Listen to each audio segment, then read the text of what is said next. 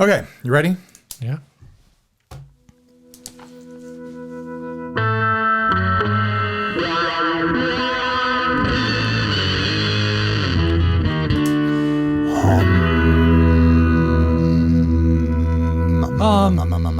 Hey everyone, I'm Ryan. And I'm Steven. This is 60 Cycle Hum, the guitar buying, selling, trading, modding, fixing, breaking, reviewing, playing Podcast.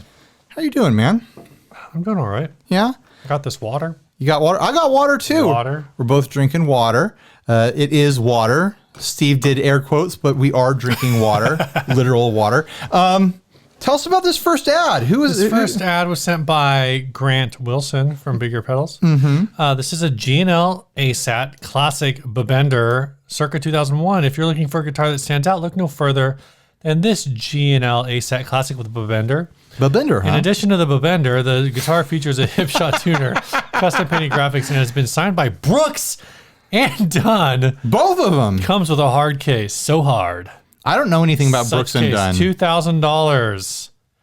$2,000 guitar G&L guitars by Leo ASAT classic. You don't know about Brooks and Dunn? No.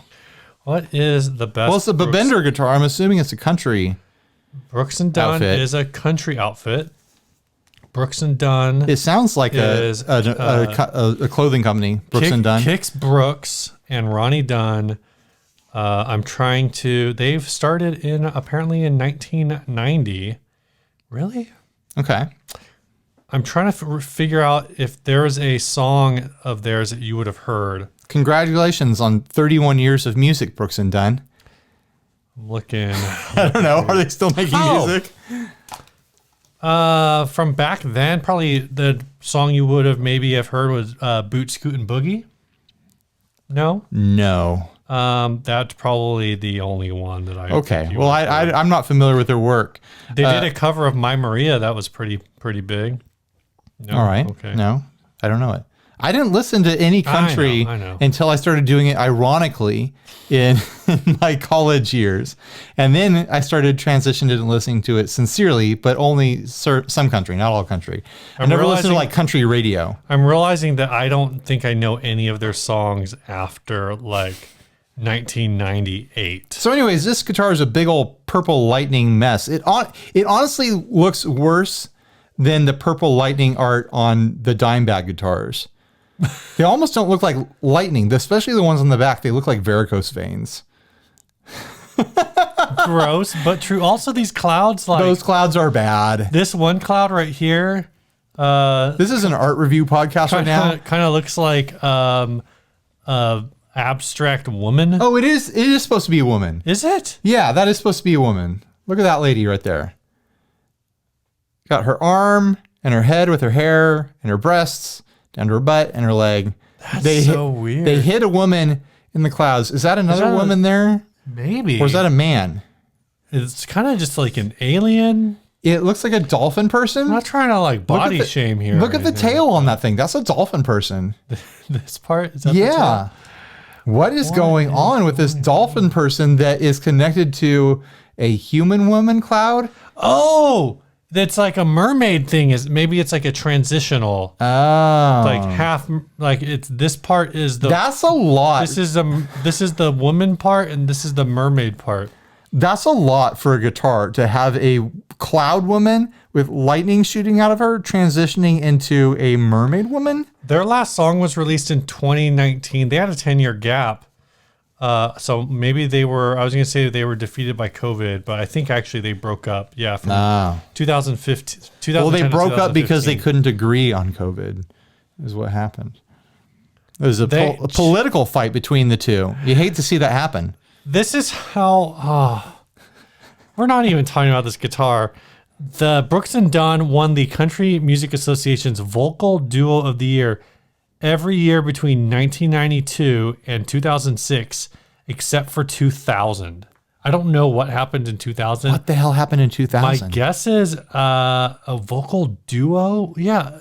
They probably thought they lost it at 2000, like our streak is over. Then they came back hard. 2001, 9/11 put the fire back in their belly, and they came back as the vocal duo again.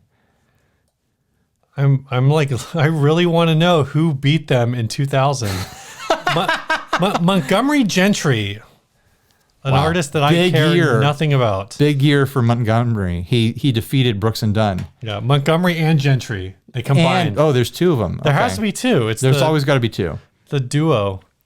So what did they want for this? This is just what happens because They wanted $2,000 for this guitar. in 1986, Dan Seals and Marie Osmond won. I always forget which G&Ls are the high-end ones and which ones. This is one of them. This is the high-end one? Yeah, So that price is fair. It's not like the highest end one, but an ASAT Classic is like that's an American. What's the import ones? The tributes, right?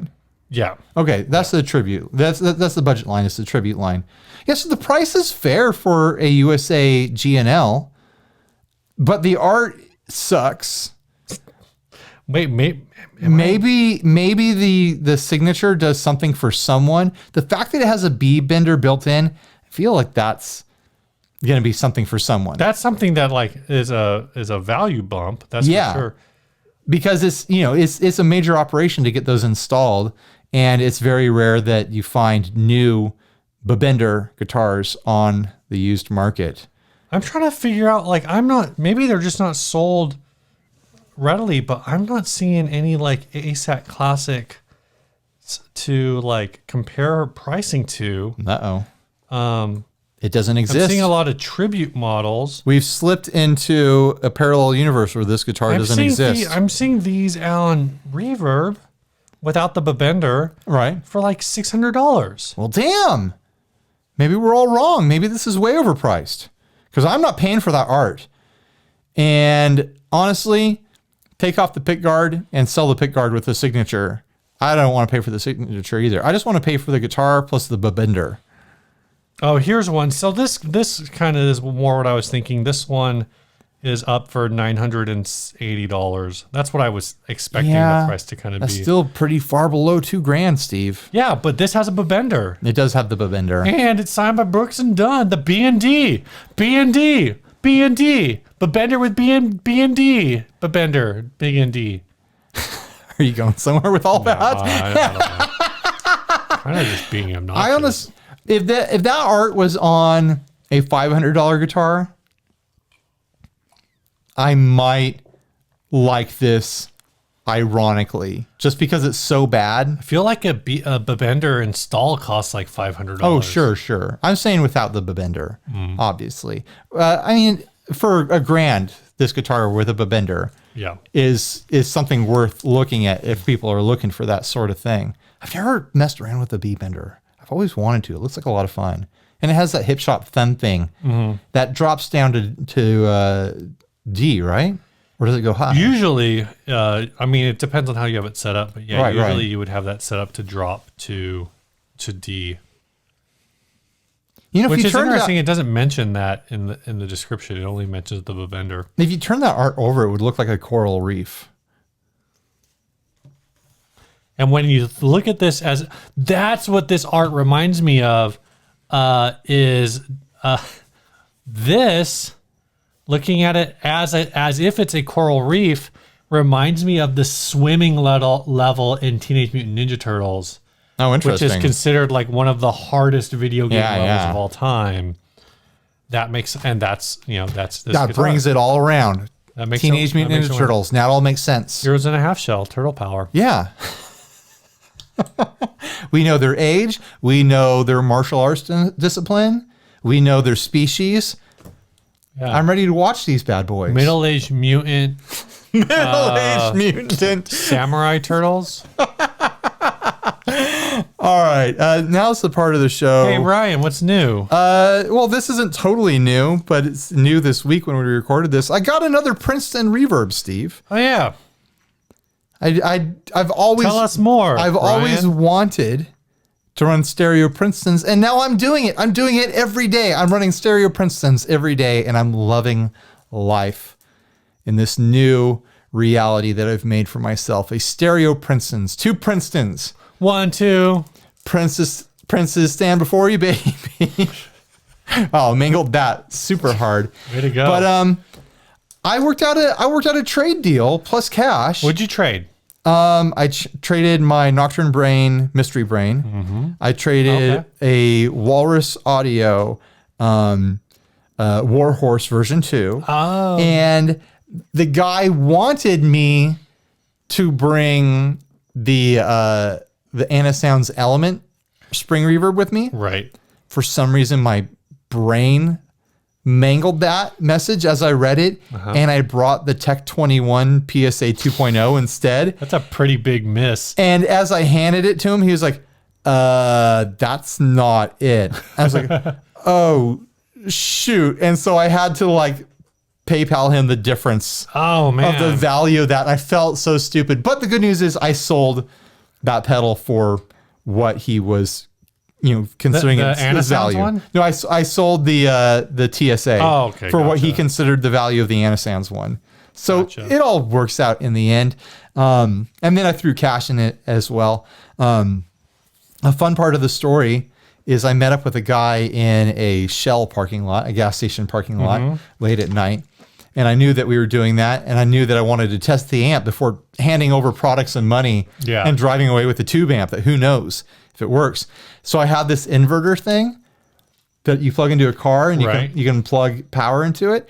And so I started up the car. I plugged in the inverter. I plugged the amp into it. And the dude was like, oh, I don't know how it's going to sound running off of an inverter. I cranked it up to like 6 or 7 in the Shell parking lot. And it just sounded beautiful. Nice. Like I've never sounded so good in a gas station parking lot in my whole life. But it was this moment where like I started playing through it and it sounded so good that I looked up at him and he was also like, oh, whoa, that sounds really good right now. Where did you, what part of town were you in? Over off the 163 by Sharp. Over off of Genesee, right? Yeah, that Shell. Yeah. The one where you go under the freeway and it's right over there. You know the Shell. Over there. Geography talk. Here we go. No, I was just asking because I have also purchased things at a Shell gas station. Oh. But did you test out a tube amp? I did not test out a tube amp at a Shell gas station. Now, it's been kind of interesting. I did an initial shootout video between the new Princeton and my old Princeton. I got the limited edition blonde Tolex Princeton that has a different Jensen speaker in it. Can you see it? You can't. It's behind me. It's like exactly behind you. Oh, there it is. Go watch the video I did for it. But what I discovered shooting them out is that my original Princeton, not original, but my black Princeton has the same reverb pan in it that the Fender reverb unit uses, which explains why it's such a drippy, surfy sounding reverb in that amp. I actually don't know if that's stock for any of your Princeton. It seems like an odd thing to me because that's such a specific reverb pan. I need to find out if that's a stock option for the 65 reissue. Why am I still wearing these? I have no idea. But anyways, taking my headphones off. The new Princeton, the limited edition, has a completely different reverb pan that does not sound drippy or surfy. And so just today it arrived in the mail. I ordered a new Accutronics reverb pan for the limited edition. And I'm going to do some sort of video showing how that changes the sound. Because the reverb pan is such a cheap thing. I wish I had discovered this reverb pan that I'm going to put in this thing years ago, because I would have swapped it into every single amp I've ever owned to get that sound. I would have put it in the PV. I would have put it in every amp that had a place for a reverb put pan. One in the acoustic? That has an internal reverb pan that you can't swap out. But I maybe mean, you could swap it out, I think. I'll have to see if it would be the same size. I don't think it's the same size. It's not the same size. I think it's like a long spring. Well, that's a long spring right there. Is it the full? Is that the longest spring? I'll open up the acoustic and take a peek in there. It. It has to have the right chassis to be able to be mounted in there. Gotcha. Yeah, I think a lot of times the amps just have the spring kind of mounted on their own, but in head amps anyways, as far as I've seen. Right. But if I could put one in there, that would be pretty I feel fantastic. like the reverb on that already sounds pretty Yeah, it sounds pretty good. Not drippy, surfy, but it's just big. It is a big reverb. So yeah, I'm pretty stoked about my purchase. I was nervous about it because it feels so indulgent to buy two of the same amplifier, especially when they're not a cheap amplifier. I got my first one for $500, which was a steal. But I mean, I basically traded and paid my way towards nearly new price for this thing. Yeah. Probably around like $900 worth of trading cash And it's from me. limited. It's got the Alnico Jensen in it. Yeah, Instead of yeah. the ceramic. So, you know. It sounds different, but I don't think I'd say that it sounds better. I mean, it just sounds different because that amp's in a corner and that one's flat against the wall. Steve's talking about comments that we were getting. Also, like none of the components in that amp have better than like a 5% tolerance. And One person said 20% tolerance. And besides, like, you know, no serious musician takes a amp with a 10-inch speaker outside of their garage anyway. Seriously, like, would you prefer a 10-inch speaker or two 12s? I mean, answer honestly. We're making fun of a YouTube commenter right now. A couple YouTube commenters. You know, it's funny. Like, we get some crazies in the YouTube comments. I think these would have sounded a lot better if you would have, like, I don't know, shown us your clean tone. Without pedals? Yeah. The way I did. We get some crazies in like pedal demos and guitar demos and stuff like that. Nothing brings them out like amp demos. Like, not crazy people, but like crazy ideas. Yeah. Like all the like kind of like tone snobbery, cork sniffing, you know, voodoo sorts of takes on music equipment. Yeah, for sure. Amplifiers with everything having to do with tubes and speakers and where you put them in the room and everything else. And then microphones. Like, people come up with the wildest ideas. Like, this guy was legitimately arguing, and I didn't even reply to him because I didn't even want to go down that path. Like, oh, the two amps sound different because one's in a corner and one's flat against the wall, which in theory is true. They will sound different in room, perceivably, in measurable ways, with microphones in the room microphones. But both these amps had microphones 3 inches off the grill. Yeah. And at one point, the amps were cranked up to 10. You're not picking up any wall sound. In that situation, okay? You're not picking up reflective surfaces. You're picking up the speaker that the mic is directly in front of. So yeah, that's not the reason the two amps sounded different. Oh, it's not. Oh, are you sure? I'm positive. Where did I put my water? There's some. It's down there. Right, I'm thirsty. Water. I'm thirsty after that rant. That was a dry rant. Made my throat dry. Anything else new that I got going on? I'm still waiting for the last boss battle to come in so I can do my big boss delay shootout. Do you have anything new? Yeah, I tuned this bass. Oh, yeah. Well, since last week, it took Steve a full week to do it. And he tuned the bass in a week. I tuned it. I put on all of the same clothes, and then I came back over to your house. I also put on the same clothes. Good bassing, Steve. We're going to come up with some sort of plan. We're going to make it happen this year.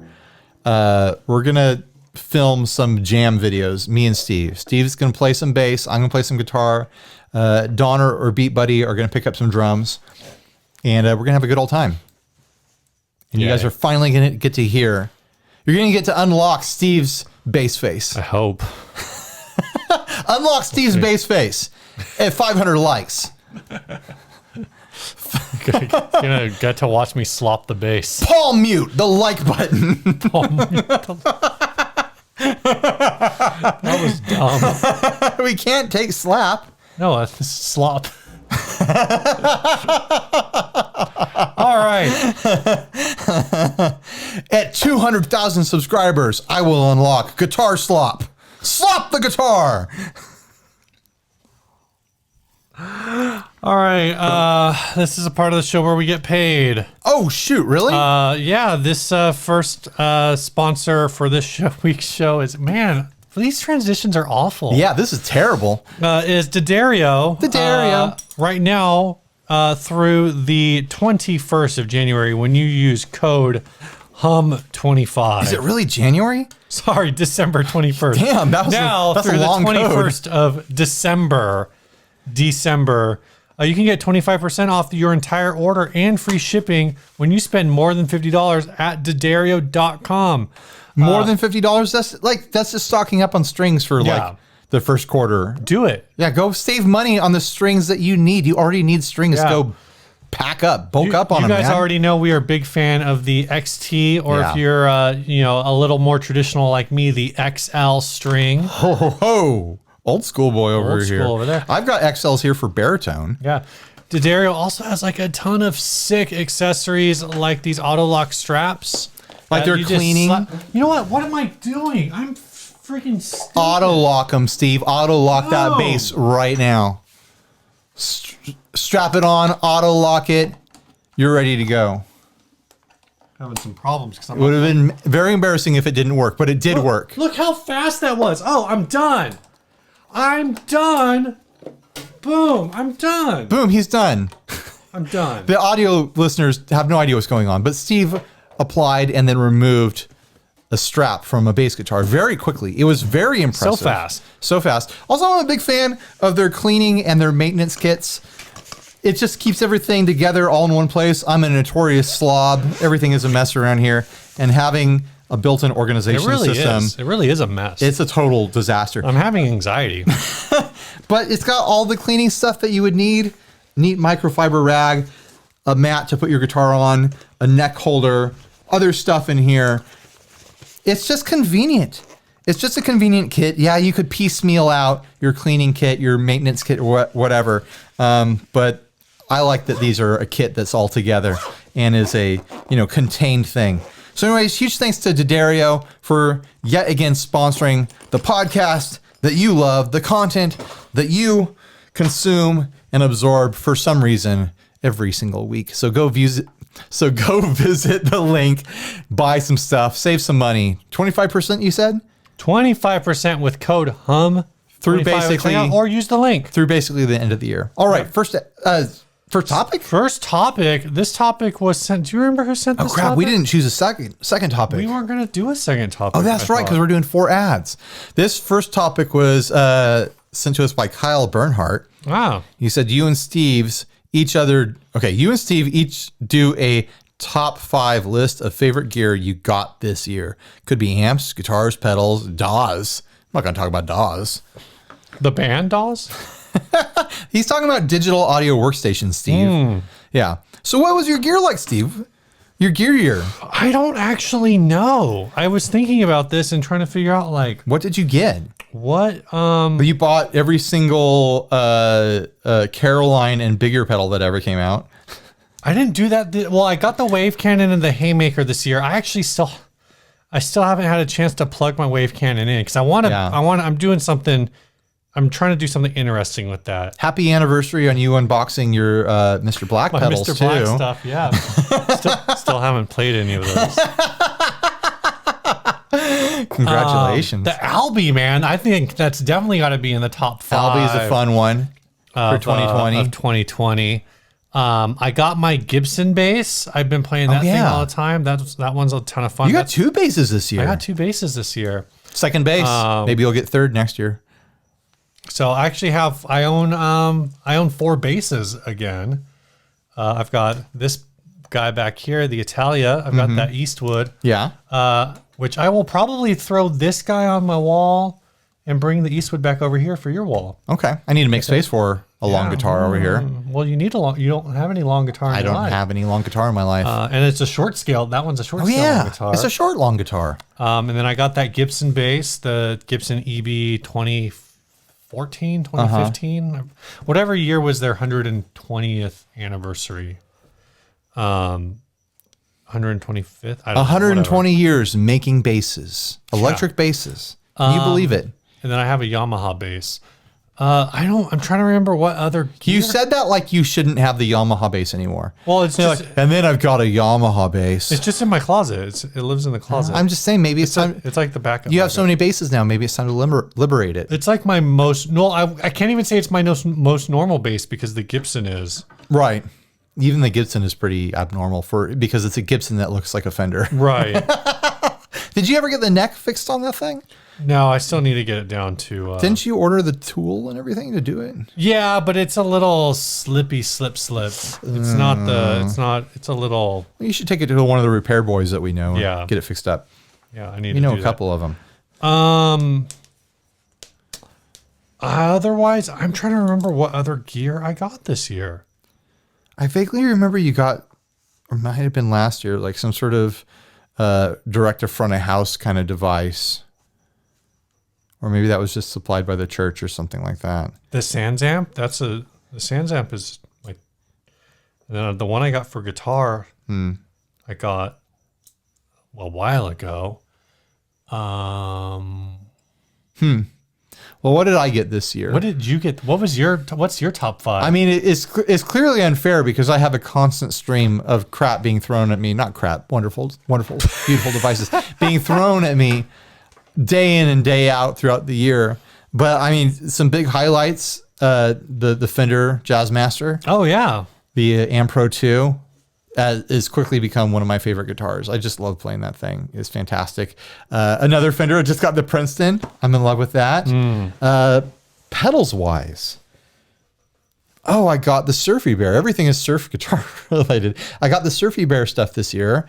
I love all that. It's become basically my end all for that sound, that reverb sound. And it's allowed me to kind of put a bow on my reverb shootouts and be like, I don't need to save every reverb pedal now. I have like the reverb pedal. I might actually sell the reverb unit now that I have the Surfy Bears because they're so much more convenient than the unit.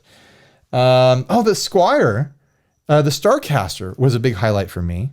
Oh yeah. I really like that guitar a lot. And I like the Squier baritone a lot, but I'm back and forth. Like I want to slim down around here. I want to have less guitars. I do not need 2 baritones.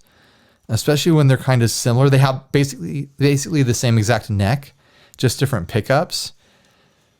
I'm kind of back and forth on maybe selling the Squier. Also, they biffed the delivery on those where they only sold so many of them.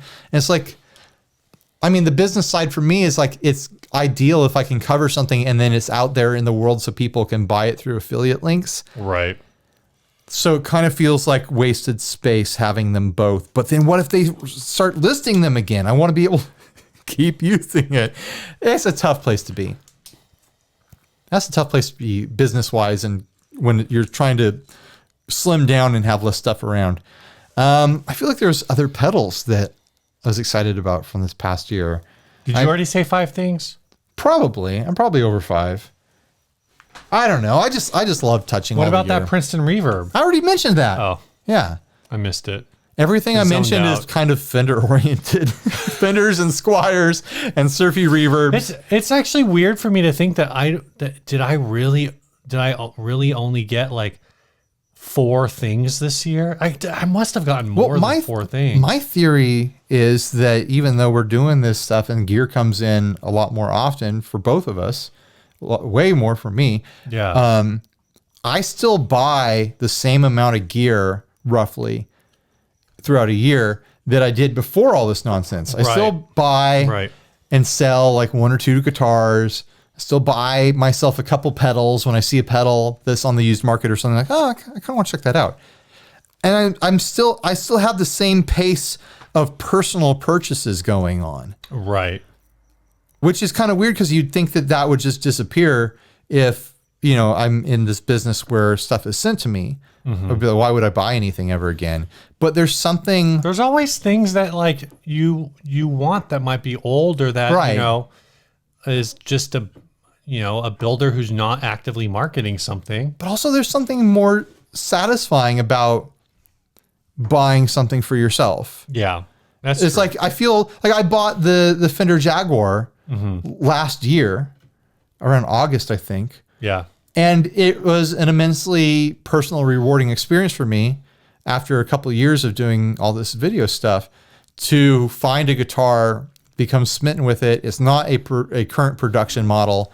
And I went through the whole process to buy it for myself. And I feel deeply connected to it. What about these, would you put the chips in wing danglers? Those are a lot of fun. That's definitely a highlight of my year is playing with those things. And it just looks cool. I get comments on that guitar hanging back there. People see the wiggle stick on it and are like, what is going on? I think I got two of my other big ear pedals I got this year, the Loaf and the L. The L is like an always on reverb for me with my guitar rig.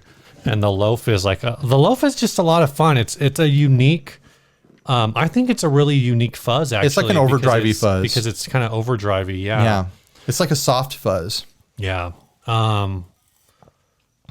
It's probably a really good fuzz for people who haven't liked fuzz in the past. You're like, oh, fuzz is too crazy for me. I need something I can strum me with. Well, here you go. Here's your strummy fuzz. Here's your soft fuzz. Check it out. You know what I think I bought this year? Is did I buy that Rode microphone this year?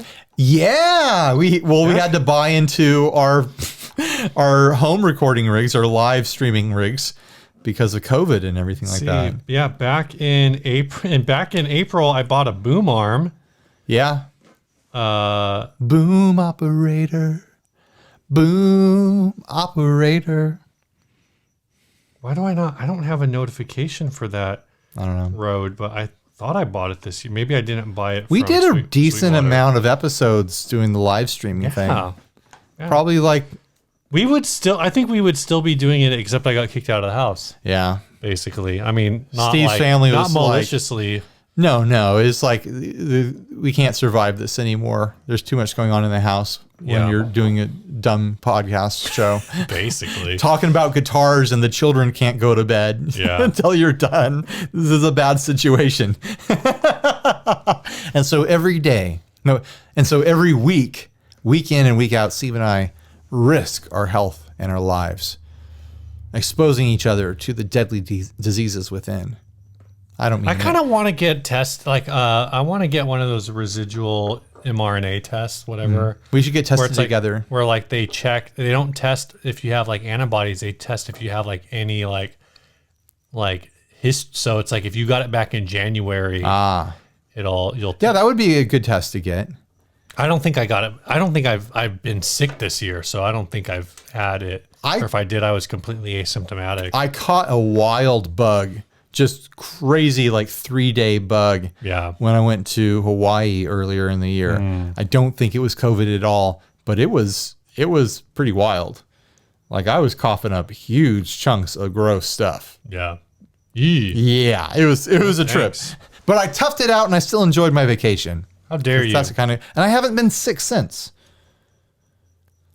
I don't Knock on wood. I haven't had a single illness. Since that day.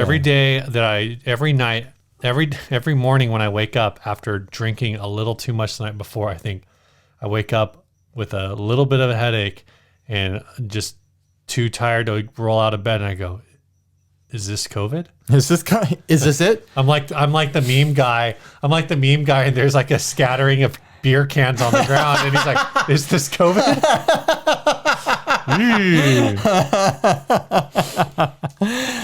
Yeah, I'm sure if I looked around and really thought about it, I would pick out a couple pieces of other gear that were important to me in the past year. It's not what's important to you, Ryan. It's what did you like? I mean, I like it all. I think there's a line between liking and having it be important. That's true. Though, like it's intrinsically rewarding. And yeah, it's tough to say, but yeah, the Fender guitar, the Princeton, the Surfy Bears, those are easily at the top of my list. And then there's a couple Squires and fun things that came in. Oh, you know what? I bought my Rode last year. You know what I really liked is I liked doing the COVID unboxings. I offered up free unboxings to those were cool. The pedal community during the first month or two of COVID. And that was honestly a lot of fun. Yeah. It actually helped move a decent amount of product. I had no idea that COVID would actually help the music industry in a lot of ways, as far as, not the music performance industry, but the music instrument industry. A lot of people sold a lot of stuff. and there was something very fun about that, about being part of helping people make money during a troubling time. So that was a highlight of the year for me, for sure. All right, next ad. Yeah, let's hit this next ad. This is drum lights. This was sent by Greg Dodd. I made these drums into one-of-a-kind lamps. $50 for small, $60 with stand, $100 floor lamp. I made all these to sell at craft trade shows. Since the shows are not allowed this year, I'm running out of room. Prices dropped for this reason. Cash, e-transfer, debit, or credit cards accepted. View my other listings. This is in Saskatoon, Saskatchewan, Canada. Are you saying Canada? Canada. I hate those people. What do you think about? What do you think I about don't these? hate Canadians. I'm joking. What do I'm you think joking. about these lamps? I kind of like most of them. I don't think I like the tall floor lamp. Yeah. I think it's just a little bit too obvious, but I kind of like the sideways lamps. I haven't seen that done before with drums. I like the little one. I like the way that one disperses. I like how. I like the way it looks like it might disperse. No, it's got a nice diffusion to it, Steve. Yeah. Dispersion is also a way to describe that. But I think I like this because it's not fully obvious what it is from Right. the front. It looks like a spotlight. Yeah. Where the other ones, I mean, the other one that's kind of sideways is fun too, but it's more obvious because it has that stand. Yeah. But definitely the floor lamp, it's too obvious. It's too on the nose. It's like, oh, yeah, I get it. You love drums. Cool. Yeah, that's great. But the other one's more like, huh, it's kind of cute. Yeah, and then you get up closer and you're like, oh man, this is a drum. I think because it's smaller, it's cute too. Also, because it has the rims on it, you could still play it. Yeah, you know that you leave this out and someone's going to walk by every single time they see it and they're going to give it a nice flick. Boom. And then the friggin' filament on your light bulb is going to break. That's the only problem with Switch these. to LEDs, kids. That's the only problem with this is every time your bulb blows, like you're going to have to find your frickin' tuning key to take this thing apart to change your frickin' light bulb. You're like, hey, honey, could you turn down the light? All right, I'll go get the key. Just loosen it. Like, that sound close to you? It's kind of more of a C now than a B, isn't it? Did you say tune down the light? I don't remember. Tune down for what? Do you know what this needs? And this is an inside reference for us. Kick pedal. It needs YFB. It needs your favorite band written inside the drum. When I just first saw the folder it was just called Drum Lights. I thought that's what this was going to be about. In the band Steve and I were in the first time we had a band together. You can find it on YouTube.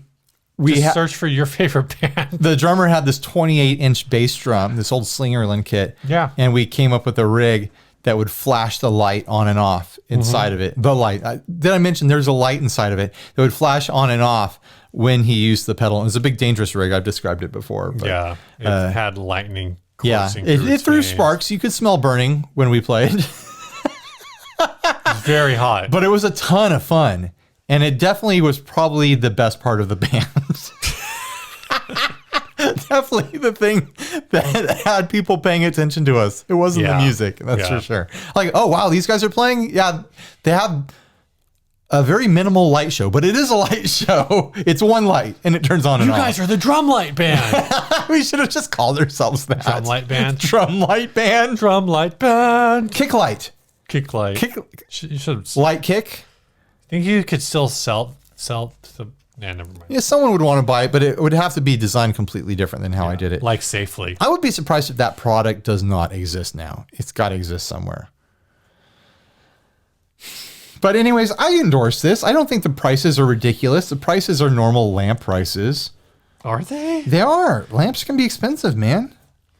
You go to World Market, you get yourself a lamp. You would pay you think that's worth $50? You go to, I'm telling you, go buy yourself. Have you ever bought a new lamp, Steve? Yeah, my wife just bought a lamp from Target. It was like $80. See, and that's from Target.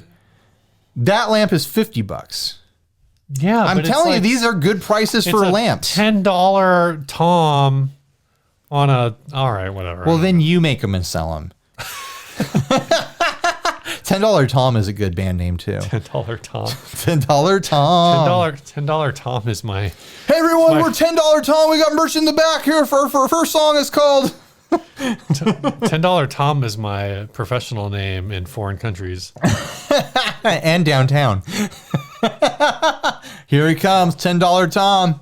Hey Tom, how much is it today? Shut up. We just got a comment on Instagram. Oh boy, live Instagram. I knew I subscribed to you for a reason. You checked out Lucha Libre yet? Oh yeah. This will be the second time I've thrown this quote out today. Somebody was talking about the Postal Service at work today. Like, oh, give up Postal Service. I'm like, and they're like, oh yeah, that's like one of the best albums ever. And I'll drop this quote here. Like, some people discovered Lucha Libre. Right. I was born in Lucha Libre. So Lucha Libre is a local taco shop, Mexican restaurant. Kind of like a 21st century version of the taco shop, because it's, from what I understand, it's two brothers whose family were cooking traditional Mexican restaurant food, and they kind of fancied it up. Well, not fancied, but they made it. It's basically like the food truck version of Mexican food, but it's done by people who have intimate knowledge of the source. Right. You know, it's really freaking good. But when we would have band practices, we would go to the previous place that was in that building. It used to be Valentine's. It closed. And it was like, that was our practice. We started going to Santana's, which Santana sucks. But that was our place we go after having our rowdy band practices, where we get all sweaty and work up a mighty rock and roll hunger. And so when it reopened as a new place under new ownership, we were the first to experience their menu, and we're like, well, holy hell, this is fantastic. This is insane. This is amazing. And we got to be friends with the guys who own it and run it. And it's been featured on Guy Fieri's show. Was it? It was on Man vs. Food. No, I'm pretty sure Guy has been there. Okay. Yeah, but we went when Man vs. Food filmed there, and we got to watch the filming. So yeah. And then we never went back because they were too popular. The answer is yes. We've been to Lucha Libre. We are founding customers. I think we literally were there like the first week it opened. It was definitely it was early enough that we got into I don't know if it exists anymore, but there was a group on Facebook specifically for people to get a code. They'd give out a code like once a month that would let you cut in line. Right. For the old school regulars or whatever it was called. So yeah, Lucha Libre is amazing. It's probably, if someone's coming to San Diego as a tourist, you're going to find good Mexican food everywhere. But I would name Lucha Libre as a Mexican food ambassador for the city. Yeah, it's a destination eat. Absolutely. Yeah. So I agree with Guy Fieri. I agree with Adam Richmond. Adam Richmond. Go check him out. You know who else I agree with? Who do you agree with? Big Ear Pedals, sponsor of the show. Sponsor of the show. Thank you for the financial support and the moral support and the friendship support. Big Ear, you're special to us. Not every sponsor gets a song, but head on over to bigearpedals.com. Check out the Albie. There's going to be some more of those, but then they're going to be gone again. They seem like they're making a lot of Albies. I was texting Grant earlier, and I was like, hey, man, thanks for the bass. This thing's super cool, but I got to go record a podcast now. He goes, that's fine. I got to go build more Albies. That's a true story. There you go. That is a true story. That really happened. Wow. Head on over to Big Ear Pedals. I've got goosebumps. Big Ear Pedals, bigearpedals.com. Big Ear Pedals. And you know what other sponsor spot that we didn't do, because I'm not used to doing more than two sponsors of the show, is Chase Bliss Audio. Chase Bliss Audio. You get a song too. They also make great pedals. Pedals more creative and smarter than you are, and also more physically attractive. We're all ugly when compared to Chase Bliss pedals. Some of the prettiest pedals on the market. Are you done? Have you seen this thing? This is hot. The Automatone just like your mic. MK2. Your mic was just spiking. I'm trying to be like David Picardo over here. Robert Picardo? Robert Picardo over here. Sorry, I got your name wrong. Is that why you were singing? I'm trying to be like Robert Picardo, the doctor from Voyager. Look it up. Anyways, Chase Bliss Audio, thank you for supporting the show for so long and making ridiculous, worthless content like this possible. And if you guys appreciate this program, you appreciate the show, consider buying yourself the greatest Christmas present of all. The love and time spent with your family. And then after you do that, go buy a Chase Bliss pedal. All right, this next ad was sent by Ted Jackal. This is a Mosrite Celebrity. It's selling a completely original Mosrite combo in burgundy finish. The finish shows various nick stings, chips, lacquers checking, but it still looks great. It's 7.51 pounds, original pickups, controls, normal. Guitar plays and sounds great. It comes with a padded gig bag and will be packaged extremely well to arrive safely. If you have any questions, blah, blah, blah. Let's look at these pictures. What do you know about this pedal? That's not a pedal. This guitar. That's my least favorite pedal. What do you know about this guitar, Ryan? That is a Mosrite. It is in that shape. That's probably my least favorite Mosrite shape.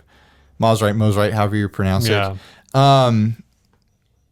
But that's the shape that that Dan Electro's been copying a little bit. What is the name of the country artist? It's on the tip of my tongue. But he had his signature Mosrite was that shape. It just didn't have the F hole in it. I have no idea. Damn, I can't believe that's completely flown out of my... What song does he do? No, just sing the song, Ryan. I can't remember the song. It's all guitar playing. Song. You can't sing Buck it. Owens? Man, it's got an M. Merle Haggard? It's not Merle Haggard. It's got an M. Mosrite. Let's have a Google race. Anyway, this thing is sunbursty. Did you screenshot the price? No. Oh, there it is. It was the normal price for a vintage Mosrite. Is that the right price? $1,800? People that's are like normal. reacting very poorly to this price. Well, the Mosrite Ventures models from the 60s are going in the $3,000 and $4,000, but you can find various models around that range. Why can't I? It's not occurring to me. The guy's name. The guy's name is Joe Maphis. Joe Maphis. I don't know who that is. I've never heard of this guy. He's the guy. He had a bunch of Mosrites, Joe Maphis. But Mosrites were popular in kind of the Bakersfield country scene. Okay. Altogether, they're kind of known as surf guitars now, and they're kind of known as the Ramones guitars. Not this model, but other Mosrites. But they really had a really strong foothold as that Bakersfield kind of like fast picker, like country shredder sort of guitar. Joe Maphis and a bunch of other people played them. He's the one that had the double neck, I'm pretty sure. It's a double neck there's Mosrites. a double neck one. There's a picture of it. So he was all into those things that would have various double necks, whether it be a mandolin or, like a baritone option or something like that on there. That's cool. He had all kinds of double neck Mosrites. It was just ridiculous. And he would shred them, just absolute shredding. Yeah. So go look up videos of him. They're pretty wild. I just thought this one was pretty, and I think it's funny that I think in the last week a few people have posted Mosrite stuff around, and I haven't noticed that before. Like it seems like a few is like a trend starting. It's like, are people thinking about Mosrites all of a sudden? Like, are they looking at these guitars? I'm actually going to play a Mosrite this weekend. I'm going to go film a road case. Oh, are you going to? I'm going to Moe's. Moe's. I'm going to play a Mosrite at Moe's. But when I went and scoped it out, they had a 90s version Mosrite there. It would be interesting. I mean, this ad is just me having an excuse to talk about Mosrites. Yeah, it sounds like it. Because I really don't have anything to say about the ad other than this is kind of an attractive version of this guitar. You put this in here as a Mosrite Celebrity, but this is a Mosrite combo. Yeah, What's the difference? No, I beefed it up. Because there is a model called the Mosrite Celebrity. Well, what is it? I think it's the Celebrity's the same, but I don't think it has the F hole. Oh. But anyways, what I was saying is like it would be wild if Mosrites came in fashion across more genres. Oh, the Mosrite Celebrity is more of a Gretschy. Oh yeah. It's more like, yeah, totally. Because the fret jobs on these is very different from modern frets. Oh. It's those kind of frets. Super flat? So flat. It's almost a fretless guitar. Wow. The frets are so flat on Mosrites. What if somebody buys that guitar before you get there? I'm not planning on buying it. Well, I won't be able to try it. Yeah. No, I think it's still up there. Okay. I'm going to take my Hallmark with me is my plan, and I'm going to do a comparison between the Mosrite there and the Hallmark because they share similar lineage and similar inspiration, and Hallmark makes Mosrite style guitars as well. So I'm excited to make that video, do that comparison when I'm doing my road case there. But yeah, maybe it's just me. Maybe I'm curious about Mosrites right now. There was another one on Reverb I've had my eye on. But I think my theme for maybe coming into 2021 is me really getting gear that I don't need, but I want to experience.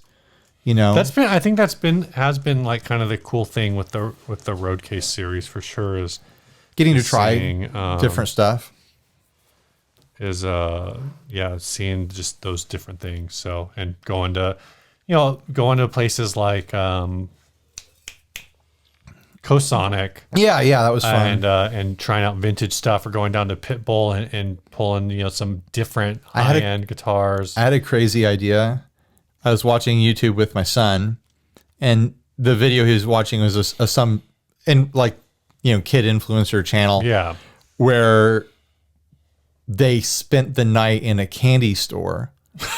And it was just all about making hijinks about what would it be like to get away with whatever you want to do in a candy store with your rowdy friends. It would be fun to do a road case where we camp in a guitar shop. Like we do like a camp out. Like what if you and I... Okay, so the way you got to do this though is one, you got to pick the right store. You got to pick a store with a lot, or you could do like mess around with a lot of stuff, and you got to live stream it. Oh. So basically up all night. No, I think that the way I'd want to do it is like both of us are there, maybe a couple people are there, like camping in tents. Mm-hmm. And like there's like a live stream team, and then like there's like making legit videos at the same time. Like I should get like some of the TGU guys in on this. That would be fun. Maybe we could get like a camping company. We could get REI to sponsor it. But it'd be fun to camp out in like a Sam Ash or something like that. Right. You know? Right. Imagine the hijinks you could get up to. Someone's going to steal this idea.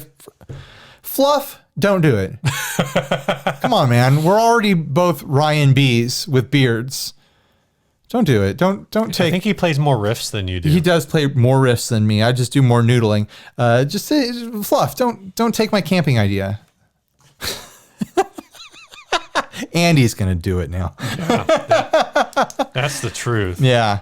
One more ad. Before we do that, though, if you want to support the show, I do. You can send us a song. We're going to play a song at the end of this episode. We try to play a song at the end of every episode. You know, that's not supporting the show. That's us supporting you guys. But it's also them supporting us, so we don't have to play the Mexican national anthem at the end of an episode. You mean so we don't get to play it? I mean, fine, whatever. Fine, sure. So you can send us a song at 60cyclehumcast@gmail.com, or you can head on over to patreon.com, look us up, 60cyclehum, and where for as little as $1 a month, you can support this show. Or as much as the gross domestic product of the entire solar system. Isn't that also the same as the entire planet? There's money on Mars. Is there? Yeah, we've got stuff there. Yeah, but it's not generating revenue. It did for the people that worked on it. Yeah, it generated that revenue on Steve, Earth. I don't want to have this fight again. The data was sent to Earth, and the data generated revenue on Earth. But people made those little cute robots. They made them on Earth. I know. They got paid whether or not the robots exploded or not. Do those robots have value right now? They do not contribute to the gross domestic product. Actually, they probably do, because some guy's sitting in a room monitoring data. If someone shows up and wants to buy them, who's gonna? They want to buy the camera rights to them, the streaming rights. Who's gonna show up? You're saying they're gonna show up at NASA and demand and say, "I'll give you $1 billion for the streaming rights for the Mars rover"? What if it's a different... That's a transaction that happens on Earth. What if it's a different... But it's a it's within the solar system, Steve. Yeah, it's that's on Mars. what I'm saying is the... But we are going to break up over this stupid Mars robot. We always get so angry about the Mars robot. The GDP of the planet is the same as the GDP, unless you're saying that the species that is making this transaction. We have financial holdings in Mars. I mean, we probably do. Let's be honest. But right now, that Elon Musk is invested in Mars. They're not generating revenue. It's part of the revenue machine. Is it even that equipment has worth, and if someone shows up, lands on Mars, like, hey, I want to buy this stuff. I've been thinking about this more. If it's the gross product of a planet, wouldn't it be the gross international product? Because it's not domestic. Or the gross foreign and domestic product? Right. If it's solar, would it be like it's the GGP? It'd be the gross solar product. No, it's the GGP, the gross galactic product. That would be the entire galaxy, Ryan. I don't want to leave people out. I read this thing the other day that was talking about how in Star Wars they say a long, long time ago in a galaxy far away, and they were saying how we always read that as meaning in terms of Earth, this happened a long, long time ago in a galaxy far, far away.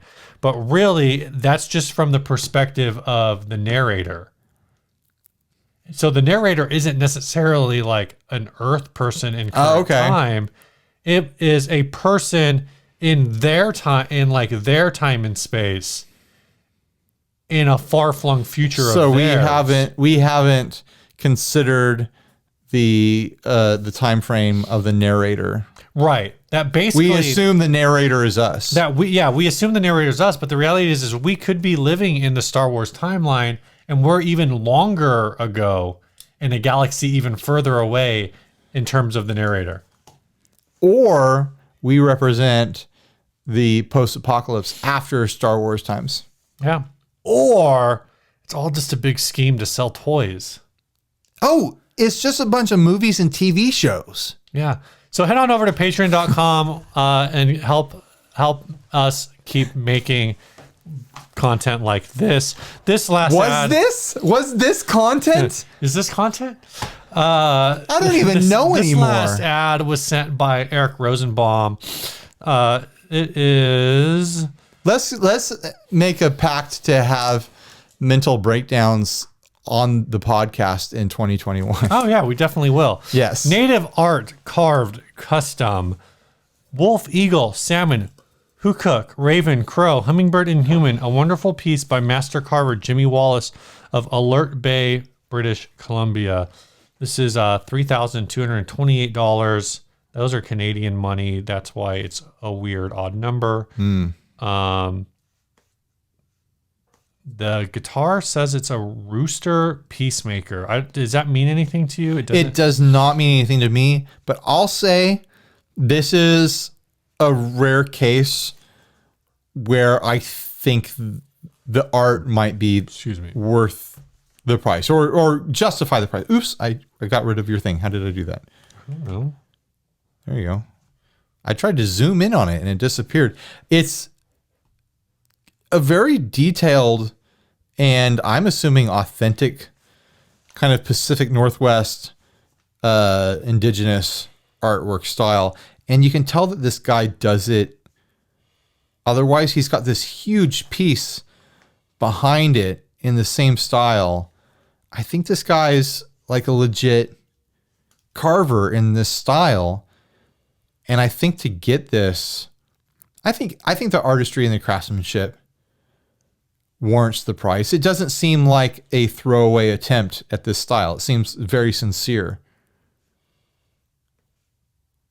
That is what that is, right? That Pacific Northwest. Yeah, this is indigenous like, this style is a art. very. I was actually, because it just was native art, I was expecting kind of a joke, because that's what we do here. Oh yeah. Right? But you were expecting me to dunk on this, Steve? I just expect it to be something dumb. No, But this I think actually this looks is really cool. Art is subjective and the value of art is very subjective, Sure. but I have no problem with, I don't count the neck as part of this deal. I think you get this and you put a fender neck on it. Because Why would you assume that neck it is just bad? looks cheap to me. Maybe it's just the logo, but something about it just looks cheap to me. The logo looks like it was printed out on a it's a little Epson desktop printer. I'm not commenting on the style of the logo. I'm talking about like the print quality. No, I understand. Yeah, I'm into it. You think this? I wouldn't be able to play it personally, but I think for the person that warrants the use of this look in their life, I think this would be a cool guitar to buy. And then if you don't like the neck, just upgrade the neck. It's a Telecaster with a bunch of cool carving on it. Yeah. I mean, what do you think, Steve? I could be wrong. You tell me if I'm wrong. This is kind of like a wall hanger, I think. I'd have trouble doing much else with this. But you wouldn't play it? I mean, I guess I would, but like, well, you're not supposed to, Steve. That's appropriation. I'm saying I couldn't play it out, right? I mean, that's fair too. Like, this is kind of it's kind of in this weird, kind of awkward. But I mean, if that's your thing, I don't even want to make any comment like if that's actually appropriation or not. To appreciate that style of art and use it, I don't know. That's a discussion for another time. But I think. Oh, there was more. It's a pine body, maple neck, rosewood. It's it's Wilkinson stuff. Yeah, vine hem pickups. I don't know. I just like it.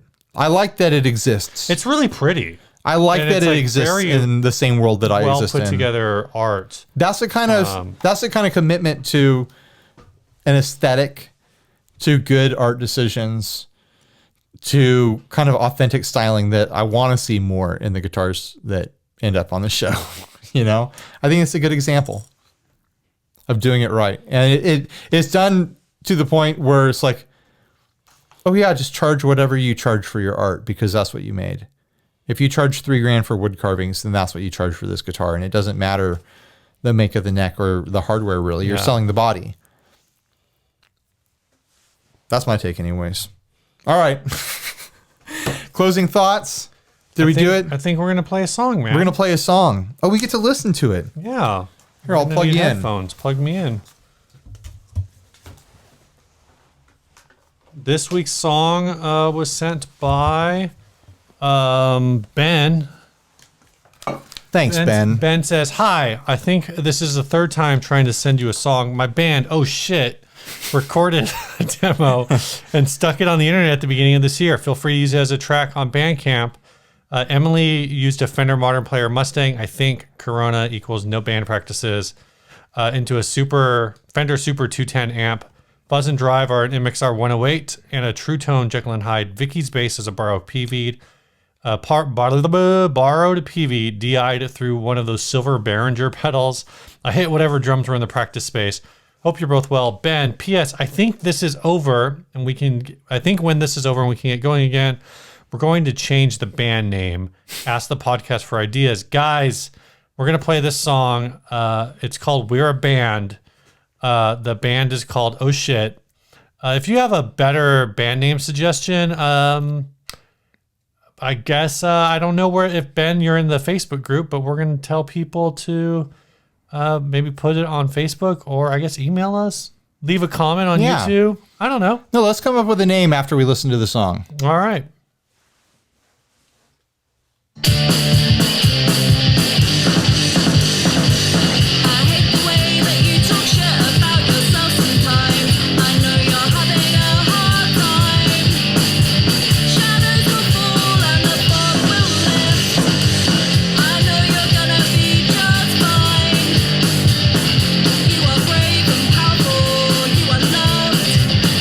You were always strong enough.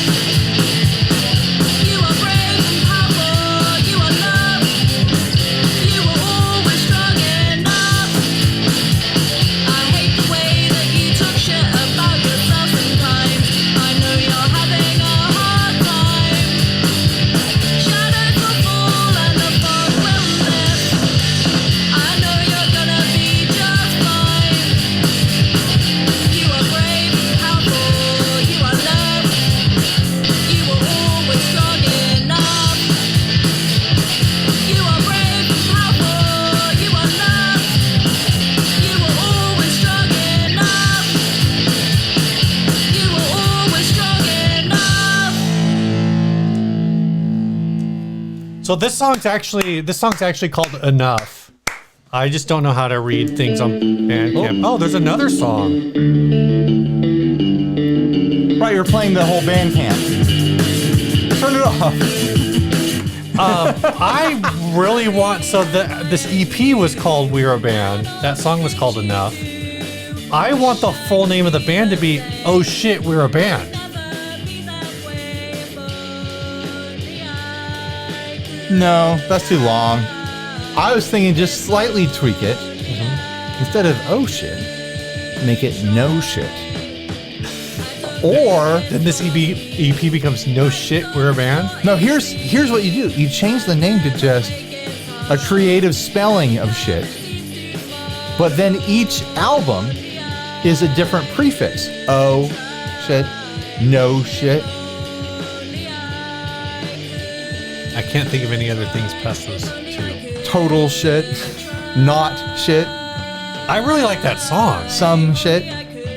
Like that's a great naming scheme for your albums, and it's Right. built in.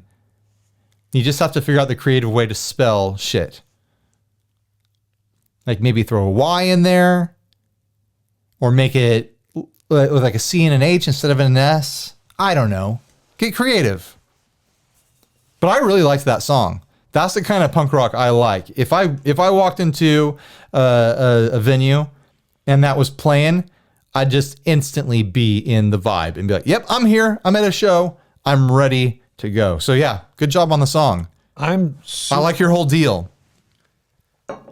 I think that song was a cover, Even better. but I don't know. I'm confused. It's possible I'm confused. That's possible. We'll find out later. All right. Bye, everyone. Stay grounded. See ya.